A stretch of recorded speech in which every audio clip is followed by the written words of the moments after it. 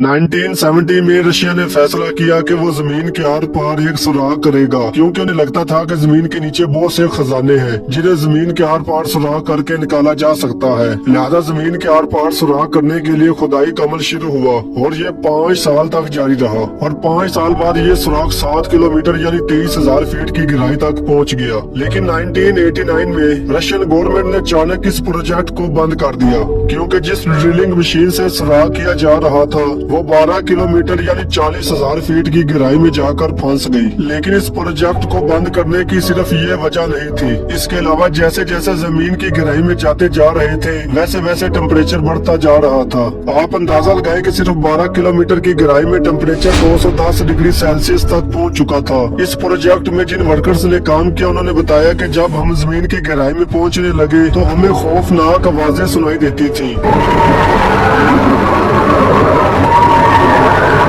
ये ऐसी खौफनाक आवाजें थी जो उन्होंने अपनी जिंदगी में कभी नहीं सुनी थी, और इन आवाजों के अलावा जमीन के अंदर खामोशी कभी कभी बहुत ज्यादा फील होती थी, जिसकी वजह से उन्हें बहुत ज्यादा खौफ आता था। इन पूरी सरार चीजों के अलावा एक चीज ये भी थी कि जमीन में जिस रफ्तार से ड्रिलिंग की जा रही थी, इस हिसाब से ये लोग 1140 साल में जमीन के सिर्फ आधे तक ही पहुँच पाते। तो सोचे जमीन के आर पार निकलने में कितना टाइम लगता। बहरहाल ये आज तक का जमीन पर इंसानों की तरफ से किया जाने वाला सबसे गहरा सुराग है, जिसे Kola super deep bore hole के नाम से जाना जाता है। और इस प्रोजेक्ट को बंद करने के बाद इस सुराग को